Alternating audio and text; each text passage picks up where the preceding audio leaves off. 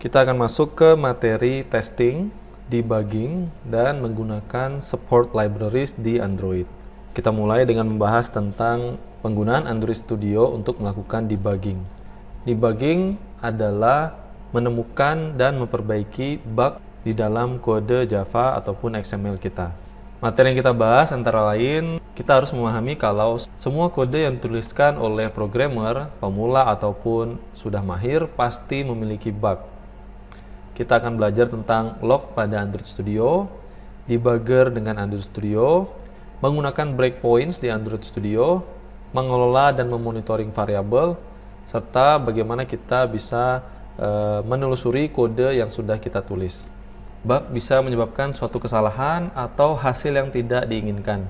Bug juga bisa menyebabkan crash, yakni aplikasi kita keluar atau berhenti berfungsi.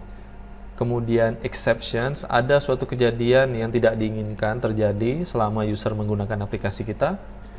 Freeze, ketika aplikasi kita ini tidak bisa digunakan, tidak bisa disentuh, tidak berfungsi, dan tidak merespon interaksi dengan pengguna. Bug juga bisa menyebabkan memory leaks, artinya ada kesalahan dalam pengelolaan memori di aplikasi kita, sehingga ketika suatu memori yang tidak diperlukan, tidak bisa dihapus atau tidak bisa dibuang untuk menghemat memori. Bug bisa disebabkan oleh beberapa hal. Yang pertama, human design or implementation error. Ada kesalahan pada implementasi dan desain oleh manusia, yakni programmer ataupun software designer. Bug juga disebabkan oleh software fault atau kesalahan dari software itu sendiri. Selain itu, bug juga bisa disebabkan oleh kesalahan pada hardware.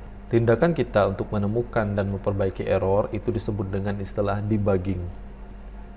Debugging adalah langkah di mana kita memperbaiki error atau perilaku yang tidak diinginkan dari aplikasi kita.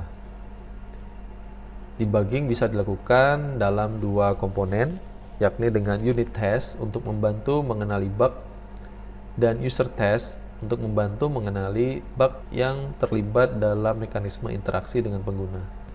Dengan Android Studio, kita bisa melakukan perbaikan. Dengan Android Studio, kita bisa melakukan debugging. Kita bisa mengidentifikasi masalah yang ada di aplikasi yang sedang kita buat. Kita juga bisa menemukan di mana di kode kita ada masalah. Dengan begitu, kita bisa memperbaiki kode yang ada di aplikasi kita. Kita lanjutkan dengan membahas tentang logging dengan Android Studio. Tapi sebelum itu kita harus tahu dulu apa itu log.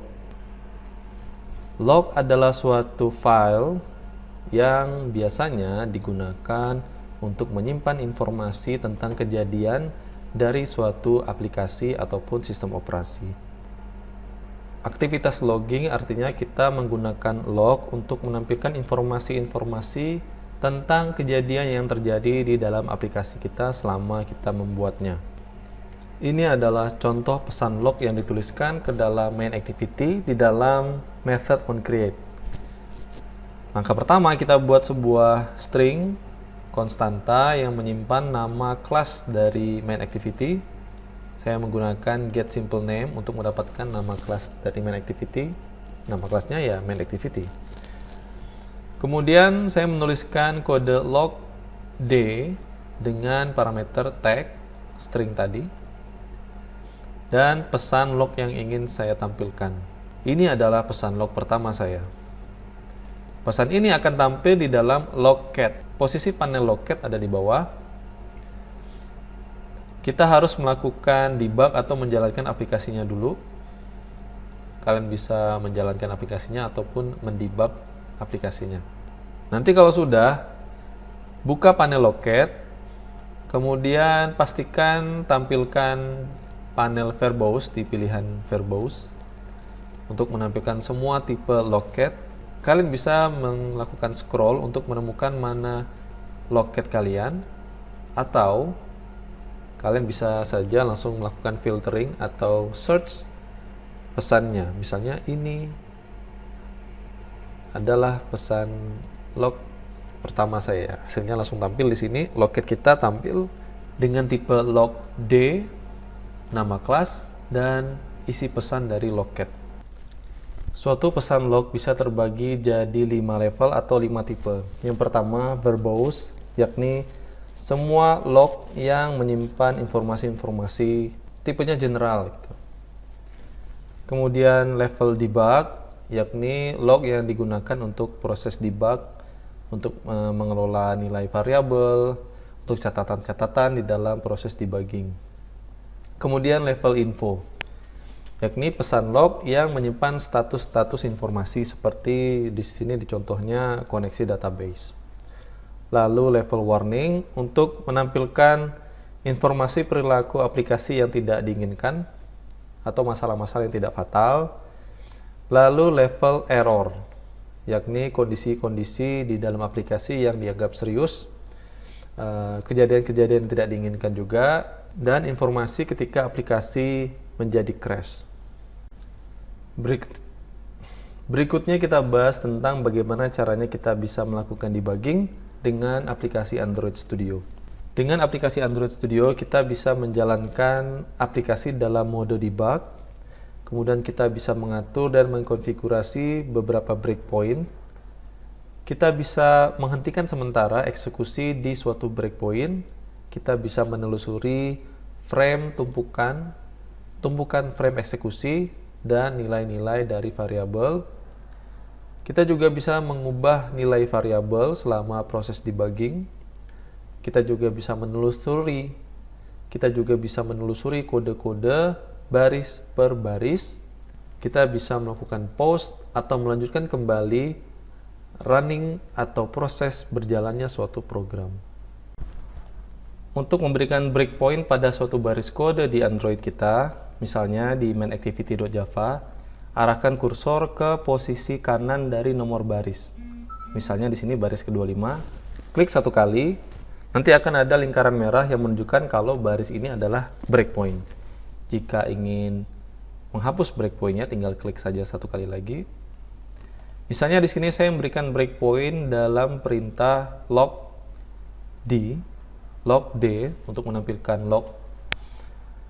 Jika ini menjadi breakpoint, saya bisa melihat atau melakukan monitoring pada variabel-variabel yang sedang dikelola di dalam aplikasi ini. Contohnya, saya lakukan debug, klik tombol debug, lalu panel debug akan muncul dengan beberapa jendela.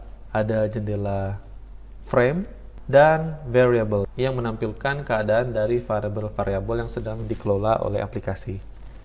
Di breakpoint ini, ketika aplikasi sedang mengeksekusi perintah log D, belum menampilkan layout, yakni dengan perintah set content view, ini adalah keadaan dari aplikasi Android kita. Kita sedang berada dalam method onCreate. Kemudian kita punya dua variabel yang ini merupakan variabel utama di dalam aplikasi Android, yakni context dan save instant state, yakni keadaan instance tersimpan di dalam activity ini. Di contoh ini saya punya beberapa variabel yang saya monitoring dengan panel debug, yakni ada variabel text view data received, variabel name, age, umur, dan sebuah variabel text. Variabel ini saya tuliskan di kode move with data activity.java. Saya buat variabel text view data receive sebagai objek text view. Kemudian saya membuat variabel name dengan tipe data string, age, integer, dan text string. Di sini saya berikan breakpoints di perintah text view data receive set text. Saya ingin menampilkan teks yang saya inginkan ke dalam text view saya. Ketika aplikasi Android yang saya buat sedang mengeksekusi perintah ini, inilah keadaan dari semua variabel tadi. Di variabel text view data receive sudah ada sebuah text view. Kemudian di variabel name ada nilai decoding Academy Boy, jadi ada suatu string. Dan variabel age dengan nilai 5 dan variabel text dengan string name decoding Academy Boy age 5. Inilah keadaan dari variabel-variabel selama aplikasi Android saya berjalan hingga di titik eksekusi baris ini. Supaya kalian bisa lebih paham tentang langkah debugging dengan Android Studio, silahkan ikuti tutorial Code Labs di Android Fundamentals yang berjudul The Debugger. Lihat di lesson ketiga, Testing, Debugging, and Using Support Libraries. Silakan dicoba langkah-langkah yang ada di Code Labs ini.